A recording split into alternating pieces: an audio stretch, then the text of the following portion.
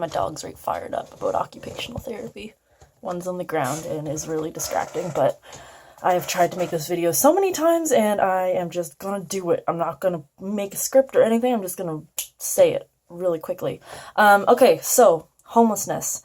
How do people expect someone who is homeless to go and get mental health help and to get help for their substance abuse problems and just go get a job and all those kind of things? So, like, they're expected to do that and to become a functioning member in society if they want to get a house. How do you expect to become a functioning member in society if you don't even know where you're going to sleep? You don't know if you have a safe place to get a meal, and all that kind of stuff. Those are basic human needs. So sleep, eating, taking care of your body. That's definitely a basic need. And these people are unable to do that because they do not have a host to do those things. But you know, people on Facebook will just be commenting. They'll be just all fired up on their little MacBook, and they'll just be kind of like raging on about all these kind of things, like sitting in their comfy little home, sipping their cup of Starbucks coffee from their Keurig machine. I have no idea what I'm saying, but you get the point. You get the point that these people are privileged as hell, and they're just sitting there just being like, you know what, people who are homeless, then that's not your place to say that when you don't know their family life. You don't know what they've been through. You don't know whether they had enough like water to drink throughout the day or enough to eat. You don't know anything about them, and then you're just claiming that you know what's best for them to get what they deserve. It's completely, it just pisses me off really, really bad. So you want this person who is denied their basic human needs to go get help. You know, because the mental health care system really has that many outlets. Like, they'll just go to the many abundant resources that they have for mental health care.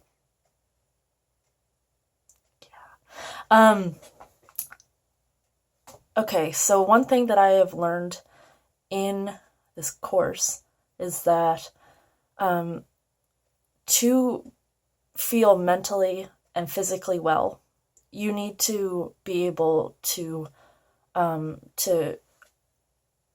do, oh my gosh, you need to be able to perform basic occupations, whether it's for leisure, for self-care, for productivity, all those kind of things. So you need to be able to do those occupations, and it contributes, like I said, to your physical and mental well-being. So you're saying that, like, people are saying that someone should be able to prove their wellness to be able to get a house, when just think about how you would feel if you weren't able to get up in the morning and take a shower. You weren't able to brush your teeth because all the places that you go to brush your teeth are locked. Or you can't afford a toothbrush. You're not able to make a cup of coffee. You're not able to listen to the radio on the way into work. All those things, all those tiny little things are occupations, and without being able to do them, you would be lacking mentally. I know that if I go too long without going to the gym or without just sitting and watching a show on Netflix, I go insane. I start thinking, you know what, I have no time for myself, this sucks. So if little inconveniences like that will affect someone who is well off, imagine how it feels to not be able to feed yourself or to be able to bathe yourself when you need to. And think about how that would make you feel, to not know where you belong in this world. I mean, like, I don't know where I belong in this world, let's be completely honest, but still, to not know those basic things about yourself, to not be sure of anything. And then you just expect them to get up off their ass and land a job, which is hard enough for someone who is completely well off in the world. I think it's completely ridiculous. And I'm thinking of these people that I've met just recently, who I've talked to.